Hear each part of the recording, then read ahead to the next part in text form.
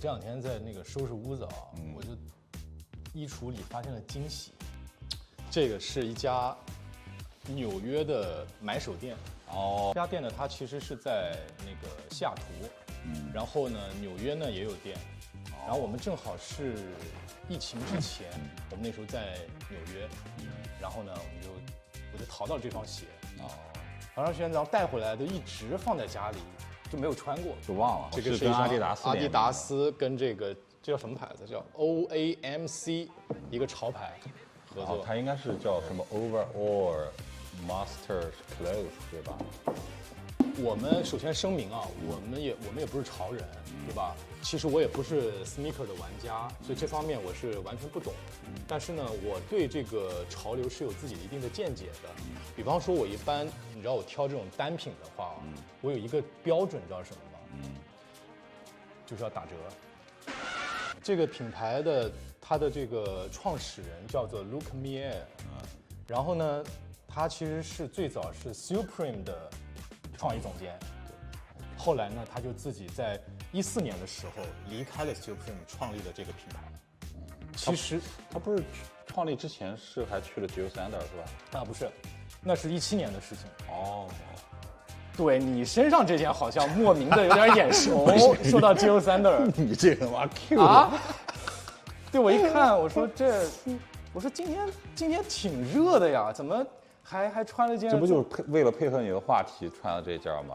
然后刚刚去买了，然后 Plus J 就是 Jil Sander 跟优衣库然后联名合作出的一个。说到联名呢，我们大概可以去追溯到上个世纪30年代。那么早？当年 Coco Chanel 的宿敌，他当时你合作的这个艺术家，那可是达利啊。这个 IP 有点大。对，他们当时出了这件所谓的龙虾装，那就是非常符合这位女设计师她的这种超现实主义的风格。然后其实像说到这个 Uniqlo， 它最早的联名，我的印象中，在早些年，我就是10年、09年的附近，我就有买过它跟那个 Keith Haring。当时其实我还不太了解 Keith Haring 是什么样，后来了解他是一个这么牛逼的这样的一个艺术家，在美国的这个 Pop Art 这个历史上，对吧？他的画作已经被拍到了，最近一次被拍到了将近4000万港币这样的一个这个价格，然后你可以穿着他的作品在这。我刚才提到跟阿迪达斯联名的这个品牌，他也跟艺术家有一些联名。他把森山大道那个摄影师啊，森山大道一个很有名的照片，就是一只狗在街上的流浪狗回头看那个照片，作为一个主要的 image， 然后放在他们的那个衣服上面。那说到这个品牌跟名人的联名，你肯定绕不过去就是椰子。对，我觉得他做的成功的一点啊，特别是他最近出了几款这种非常概念的鞋，这种东西其实是你在以前的这些消费市场上是很难见到的，对吧？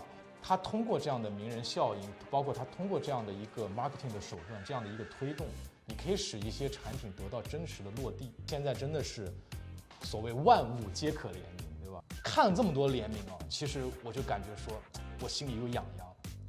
我觉得说，我们也可以做呀。我们可能就想选8个国产品牌，10个国产品牌，然后呢再选10个这种澳洲本土的一些品牌，抽2个出来，然后我们做鞋子是吧？哎，对，我们也做了鞋子，就做 sneaker。择日不如撞日，来，我们就抽签。这边是这个叫中国，就是国产品牌，然后呢，你这手上呢是这个澳洲品牌，对吧？要不就你先来，好，我先来啊，期待一下。当，ASO，哇，ASO，对，哇，ASO感觉大家应该都知道，如果用不要出啊，不要出手了，干嘛？没放我干嘛？ASO 青睐谁啊？我们3周之后的设计挑战就是 ASOP Plus 大白兔 sneaker。